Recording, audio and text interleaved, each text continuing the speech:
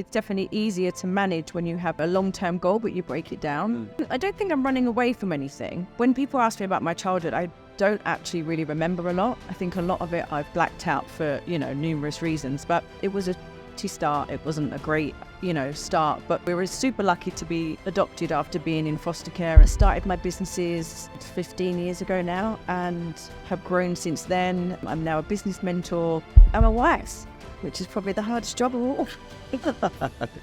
I've just had the most incredible interview with Kelly Marie Hodgkin, mum of 3, soon to be 4, founder of multiple incredible businesses and a serial entrepreneur. Kelly has an incredible story of homelessness, of overcoming adversity, and of resilience throughout her life, and now mentors hundreds of business owners around the world. Do not miss this dose of inspiration at the Warrior Academy podcast.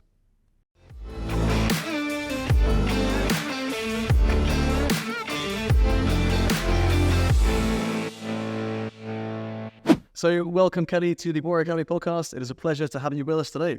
Thank you so much for having me. So for anyone who doesn't know you, obviously most of the people watching this will be from the UAE, but for anyone who isn't aware of who you are and what you do, could you give us a bit of an insight? Okay, so I am a mother of 3, soon to be 4. I've lived in Dubai now for 16 years. I'm originally from London in the UK and moved to Scotland with my job for 8 years before I moved here. Moved here to work for a real estate agent as his PA. That kind of didn't work. So I decided to set up on my own. Started my businesses 15 years ago now and have grown since then. I'm now a business mentor. I run KMH events, Dubai hostesses. I invest in other brands that I feel are a good fit for me. And I'm a wife, which is probably the hardest job of all. I mean, that's a whole host of things that you get up to, right? Yeah. A lot of juggling. I'd love to speak to you about time management, which I think is a superpower for busy parents. Yeah. I mean, even if you're just running you're doing a 9 to 5 and you've got 1 child, and managing time is tricky, but to do what you're doing and to manage all the different elements of your life is no small feat. So it'd be brilliant to talk about that and how you actually do it. I think this is probably my most asked question is how do I do it all? And honestly, I'm super organized to the, I'm even just start designing my own journal at the moment because I feel like every single person can be organized. 90% of my friends are not. But I think all it comes down to is planning. I write everything down old school. Nothing's done like on these calendars on laptops and stuff. Write everything down. It all comes down to planning and priorities and preparation. Brilliant. Yeah, it's funny how we figure out what works for us when it comes to prep. Right, the most organized people I know are just they invest a lot more time, kind of into that preparation stage. Yeah, weeks in advance, months in advance. Do you plan things down do you have like a goal setting cadence? Because in the Warrior Academy we have a goal setting cadence, right, where the moonshot is the black belt, right? So for a child, it's an 8-year journey to get a black belt. Yeah. We break that down into chunks of junior, senior, advanced, teens, and then we break that down into 1-year goal, termly goals, monthly goals, daily goals, a daily habit routine. Do you have something similar to that? 100%. I think for me, it's definitely easier to manage when you have, a long-term goal, but you break it down. So I think with a lot of my clients, we do a 3 months, a 6 months, and 9 months, but you have to have your weekly goals. You have to have your targets. You have to, the feeling of when you can cross something off or tick it off. It just keeps you right. Otherwise, you're never going to get to the end goal. Yeah. Looking at your past, I'm going to go straight into the deep stuff now. All right. Growing up, what was life like growing up? You're incredibly driven, and whenever I've sat down, had a conversation with people who were very, very driven, they're typically running towards something and away from something. For you, can you identify what that is? I don't think I'm running away from anything. I mean, when people ask me about my childhood, I don't actually really remember a lot. I think a lot of it I've blacked out for numerous reasons. But it was a shitty start. It wasn't a great start. But we were super lucky to be adopted after being in foster care and the system for a number of years, we were really lucky to be adopted by the same mum and dad. So there was 3 of us. We've got 2 sisters. Oh, what age were they? They are... When we were adopted, I think we were 1, 2 and 3. So when my sister was born, my birth mother, she was unsure if she could look after her. She was 16, she was a child herself. She had her own issues, drugs, whatnot. And then when I was born 10 months later, she the social services took us away a few times, and then she was like, no, I'm clean now. I can have them back. So, it was a lot of to and froing. And then my younger sister was born a year later, and she did try, but it didn't work. So we were eventually given to the social services, and we were asked to all be kept together, which was really difficult because, who wants 3 children at the same time when you don't have any or you can't have kids? So we were very lucky to be adopted and given a second chance by an amazing family. And you were how old at this stage? I was 3. Okay, so 3 years old, adopted, but staying with your siblings, who were the kind of similar sort of age, not much of age. Could be 2, 3 and 4, yeah. Yeah, exactly. And so what was life like as an adopted child in Essex? Or what was school like? What was sort of the life like? I would say difficult. We didn't have although my parents were incredible and they didn't know how to raise children, so they were really strict, not in a bad way, but they were strict. We went to an all-girls Catholic school in Brentwood and run by nuns. So I don't know, it was difficult. Again, I've blocked out a lot of things. It was hard. There was a lot of trust issues. I had a lot of, I felt rejected a lot of the time. There's so many different emotions as a child that you don't understand, that it was difficult, and so difficult that when I was 16, I was a good daughter. My parents would tell you that I was really good. But when I was 16, I left home. I decided to run away and fend for myself, and basically lived on the streets and started working for a company selling windows, getting paid under the table because, I don't know, I just didn't want to depend on anyone, and I knew that I wanted to be able to just do it for myself and depend on myself. So independence for you was just like a massively vital kind of value. I think so, yeah. For what strange, what reason? Because I had a lovely home that I had. Oh, I guess when you look at any reason that you prioritize values, it normally comes from a place of lacking that, right? So it's like, if you wanted to be independent, it's maybe because you felt dependent, you didn't want to. Maybe there's something there, right? Yeah. So I made it really tough on myself for a couple of years, and so 16 to 18, just spending for yourself. Yeah. And there's some stories like I slept in a police station one day. I didn't do anything wrong, but I just didn't have anywhere else to sleep, and it was really cold. And I remember one day I was in the park and I was really hungry and I just couldn't even afford a bag of chips. And back in the day they were only £1. So yeah, times were tough. And then I decided to go back home. Obviously my mum and dad took me back with open arms, and then I started working properly for Optical Express in the UK, and was with them for 8 years, and they actually were the ones who moved me to Scotland to take over some underperforming clinics to get them to performing, and then moved me on to the next one. Wow, it's remarkable, really, when you think about where you are now and you look back at those little things. Yeah, it's remarkable in some ways, but in other ways, when you put someone through something really difficult, traumatic, and they develop that resilience, not in spite of, but because of. Yeah, they then become someone who can go achieve those things, right? And ultimately, if you didn't necessarily go through those things, would you be the person you are now anyway? I think I definitely chose the hard path. I still think I would still have the same values and the same determination, but I could have definitely made it easier on myself. Yeah, right. Do you think your childhood influences your parenting and the way in which you are building your family and what you prioritize now?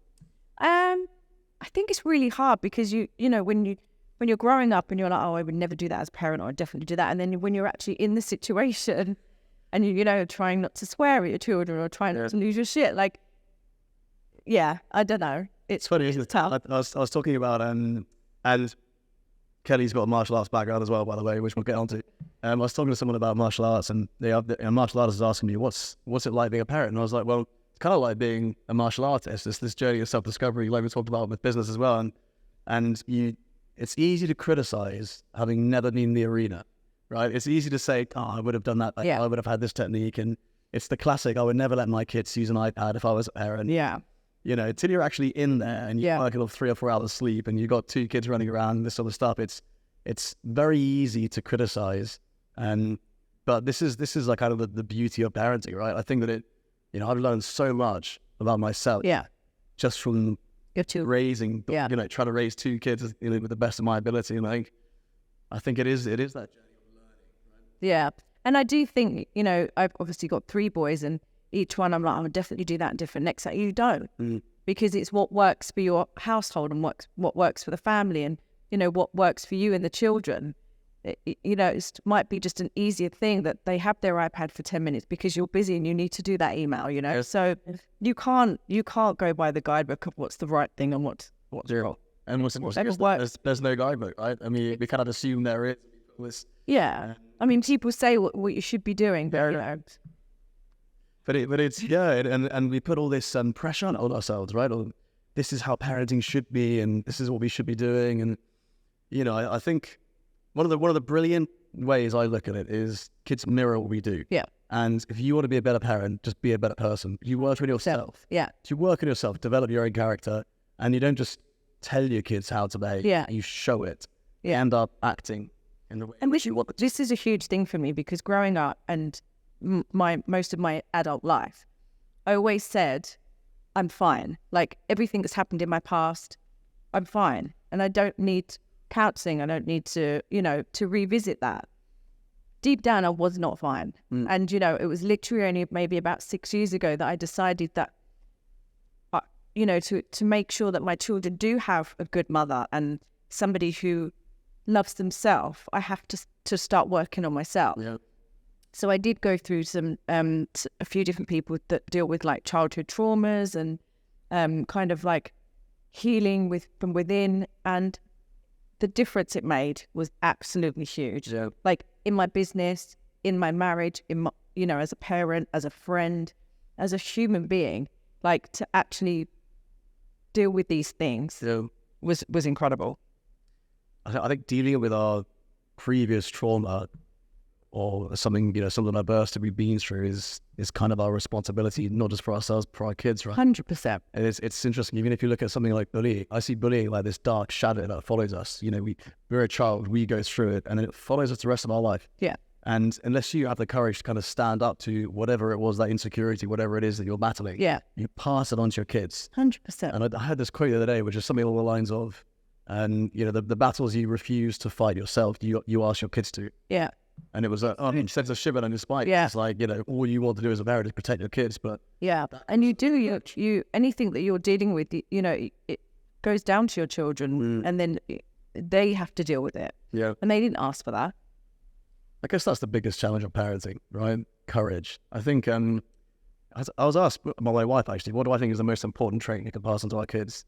And I just very quickly, I was like, courage. Because ultimately, I think courage influences every decision you make, right? Even if it's, you could say, morality or this or that, but courage is having the ability to stick to the things that are most important to you, the things that you value the most. So it influences the micro decisions of everything you do. It influences how you stand up for yourself.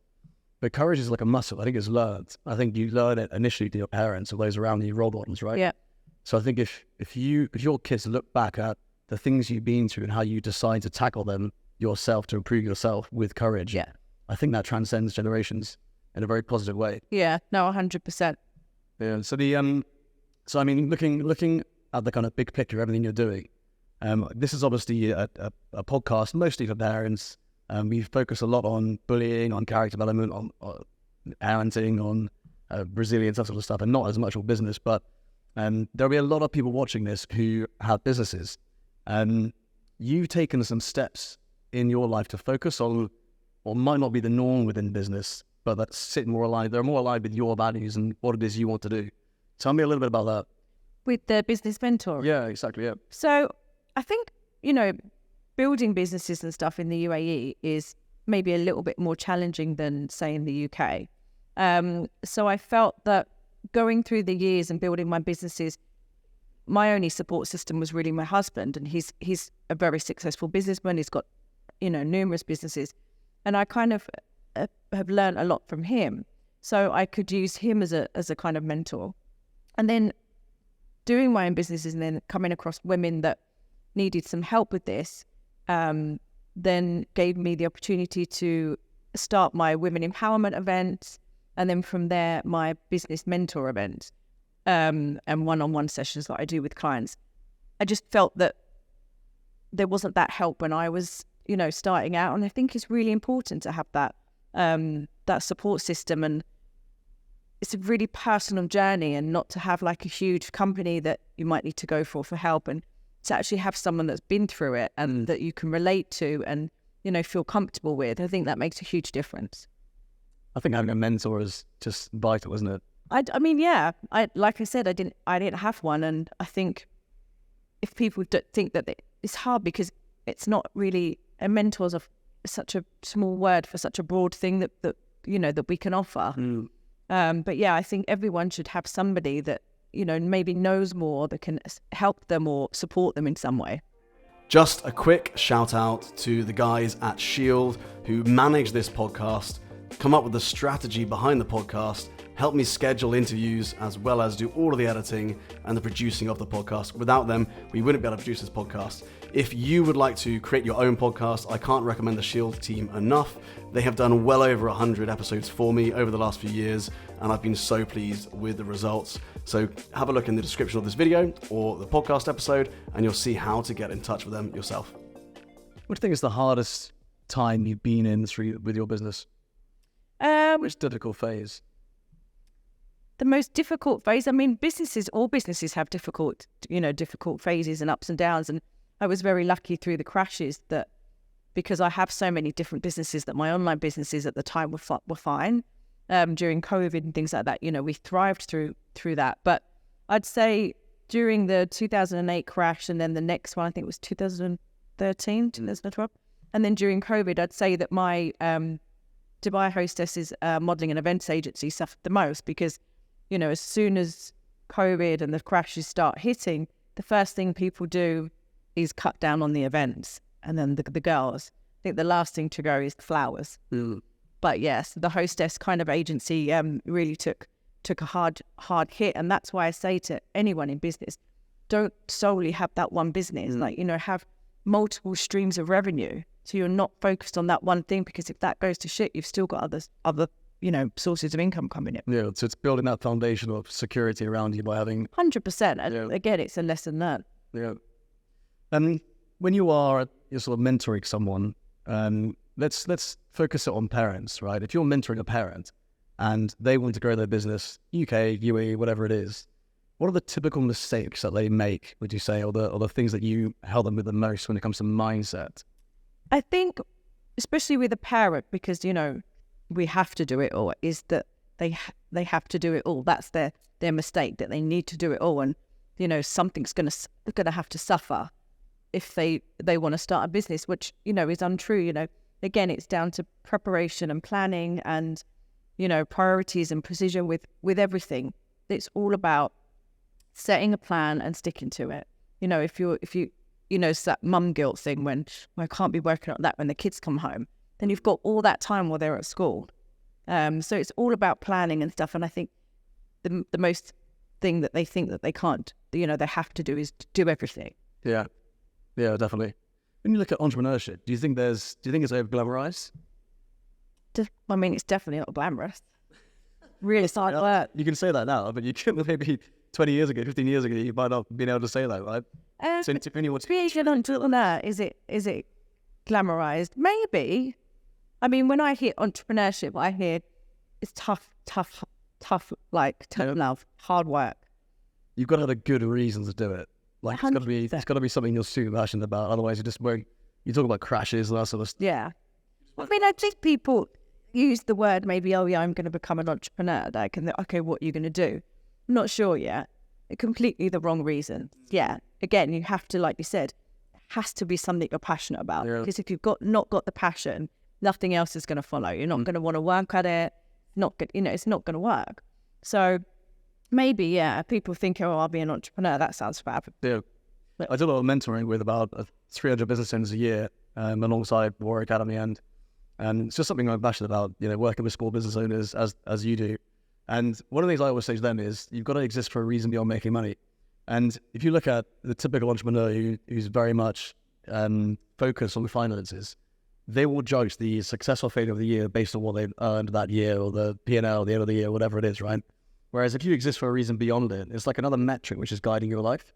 And you might have had the most devastating year financially, but you may have made the most impact in someone's life. 100%, yeah. I think we very much got a giving culture at the heart of the War Academy.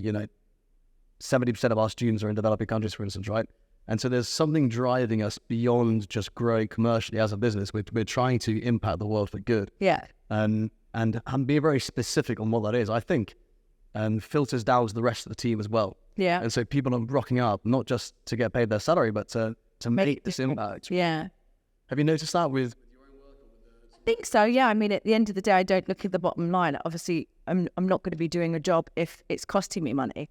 But, at the end of the day, I don't look at the bottom line. I look at how successful my, my business mentor clients have been. And, this month alone, we're launching like 4 of their amazing businesses that were just ideas. And that to me is how to measure the success, is to look at them and see maybe, their successes.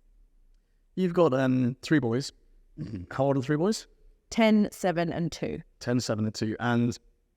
And did you go to uni or not? No. I left school. I left school and left home at 16. And then started working straight away at 16 years. Do you think you would like your boys to go to uni or not?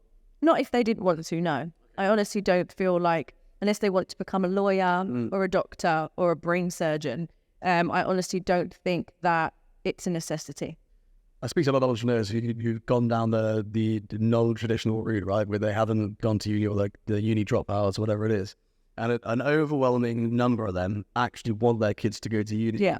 It's like as if they're trying to Make through their children. Yeah, and give them the protection which they didn't necessarily have, But I totally agree with you. I think the focus needs to be on the individual. Yeah. But it's interesting to see that, right? Like how we go through something and that's something different for our kids, despite the success we may have had by not having. Yeah. No, I don't think, I've never put any pressure on them to do that. I didn't even do my GCSEs. I left school and I wasn't particularly, academic at school, but I was, probably average. But my husband was the same. Do you think entrepreneurship is something you encourage with your boys? 100%. And the thing is, I don't even feed it to them. They, like you said, they mirror what you do. And, with me and my husband being such hard workers, and my kids are involved in everything. I've got an office at home and they see everything, and they're always coming to me with business ideas. Yes. Of how they're going to do this, how they're going to do that. And I think it's fantastic. Yeah, but they're definitely feeding off of the energy that we do. Well, it's it's one of those things. If you can see it at home, you can watch your first 2 role models doing it. Yeah. And it gives you an insight into a non-traditional route. I don't think entrepreneurship is talked much about in school or education. No, although they did ask me to go into their school to speak to the leavers about on Careers Day about what is, and I'm like, I said to the teachers, can I say I left school at 16, because they were like, yeah. Half of them leaves. Yeah. So I'm like, oh, that sounds good. But I got them all to do to go into groups and do business plans. Brilliant. Some of the ideas were incredible. Yeah. I was thinking of taking a few of them. Yeah. They were incredible ideas. So creative and really, really clever. It's funny when you think about talking to kids, how their minds work differently. They don't have all the preconceptions that we have as adults, right? They'll give you a very simple answer for something. You ask a child for advice, and an adult problem is quite funny with the answer you might get. In terms of education and entrepreneurship, then, because I think that's an interesting one, right? What can we do you think, to encourage young people to see that as an option?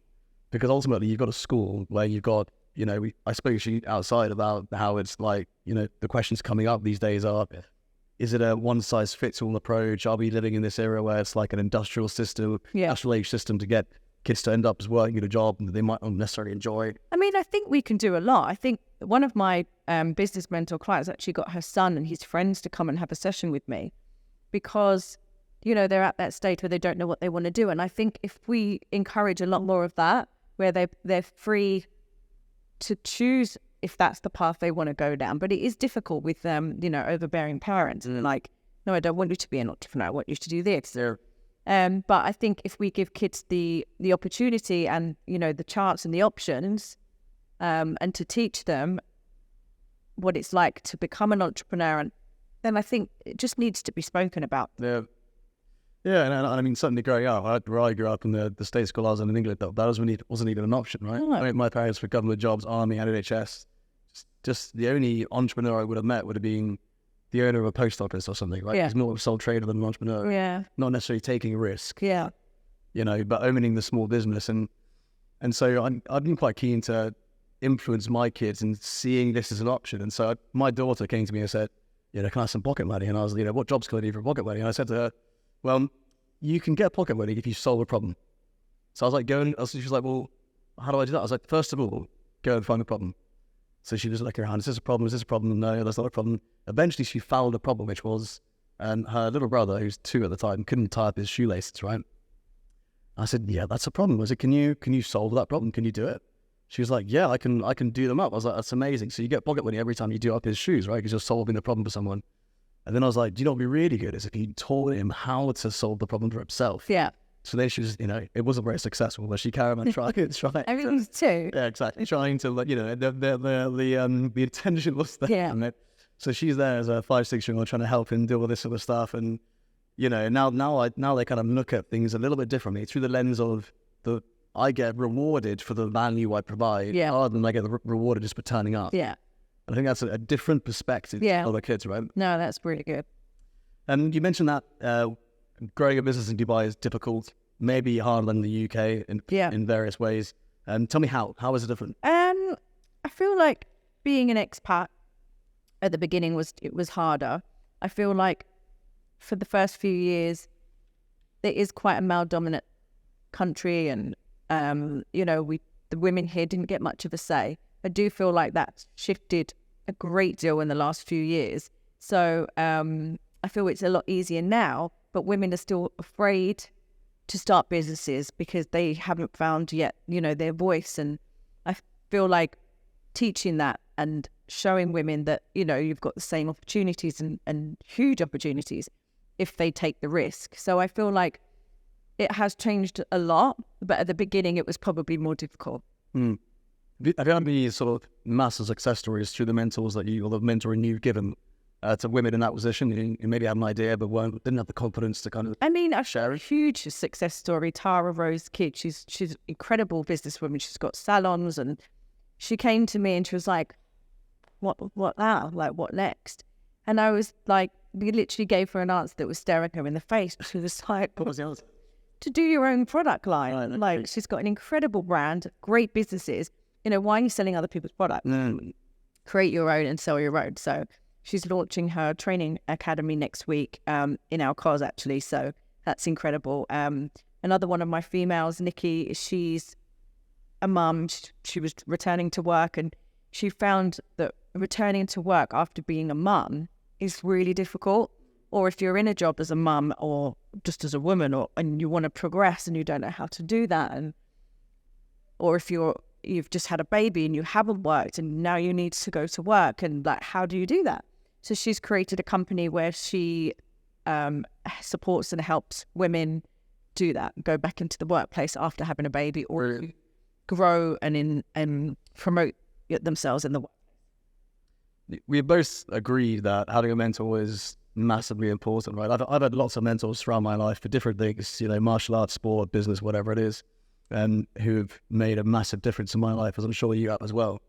Do you think that men are less likely to seek help? Yeah, 100%. In general, or just for mentors?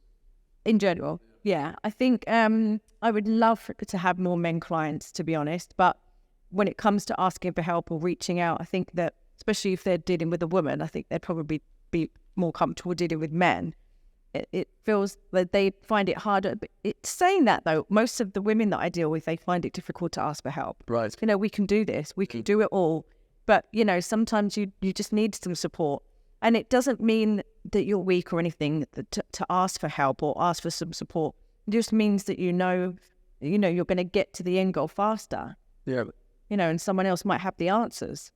Yeah, it's interesting. The mentors for me have been a mix of men and women, to be honest. But maybe the reality there is the sorts of people who start businesses in the first place are kind of fiercely independent and kind of anomalies in the first place, and they're less. They want to do everything themselves. Yeah, and you don't have to feel like a burden, even though you're paying for someone to help you. You don't want to feel like, that someone's.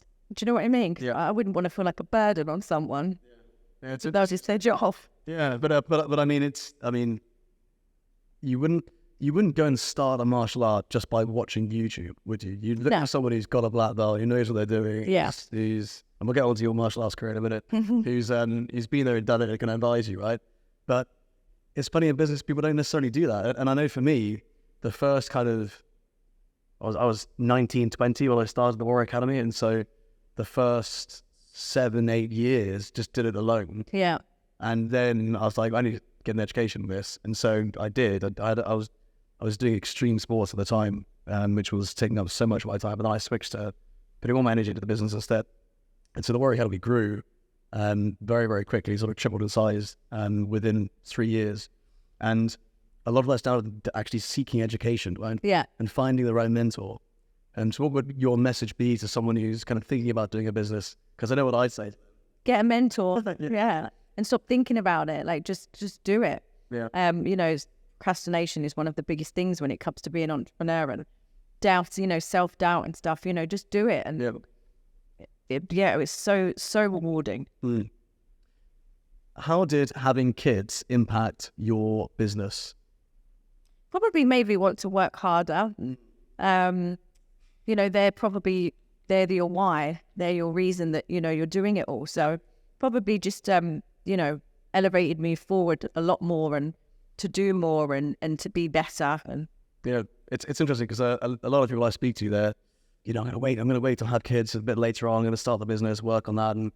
And I guess I was a relatively young dad in Dubai. And when I moved here, I was 28, 29 when I moved here. And I had one child who was 1 or 2 years old. Now 33 with 2 kids who are older. But I look at it like, when I look back and I join up the dots, having kids was like jet fuel for the growth of the Warrior Academy, because suddenly I was thinking unselfishly. It was like, I've got to make it work. Yeah. I've got to try and provide for my family and give them the opportunities I want them to have. And so it was really an amazing experience to throw me into doing that, and to kind of proving to them that their dad could go and build something which could also serve them as well. Yeah. Have you noticed that with your clients? Like, any of them have become parents while you've been mentoring them, and they've suddenly got... Not while. A lot of my clients have children, and it just gives them, more, like you said, more jet fuel to go and do more. Yeah. So we're going to finish up in a sec, and what I'd love to do is just to finish up with kind of 3 bits of advice you would give. That you asked me to do some karate then. No, actually, you just remind me. So before we finish up, definitely. If the technique's no good, we'll just cut here and we'll come back to this.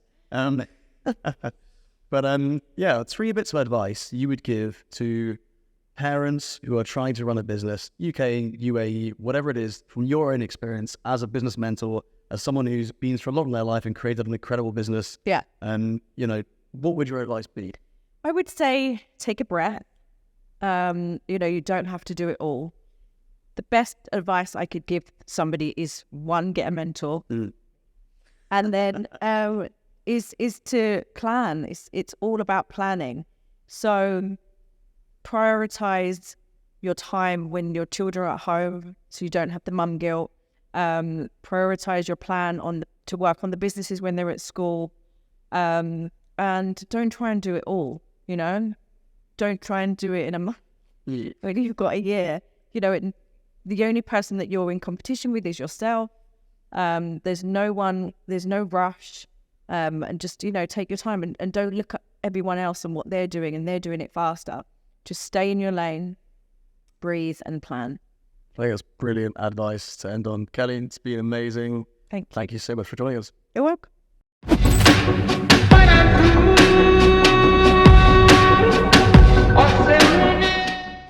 I really hope you enjoyed today's Warrior Academy podcast episode. We're going to keep creating these episodes because I know that so many parents find them useful or get insights or get ideas about how to develop their child's character. But it all comes down to the 3 C's: confidence, conduct, and concentration. So if you want to get a deep insight into the levels of confidence your child has, the level of concentration they have, or the level of conduct they have, so that you can actually put a score next to it and then work towards increasing those scores like we do in the Warrior Academy, then I'd love to invite you to fill in the Breakthrough Area Assessment. It takes about 5 minutes of your time, and you will get a personalized PDF report on your child's 3 C's. To access the Breakthrough Area Assessment and find out your child's 3 C's score, all you need to do is go to www.breakthrougharea.com.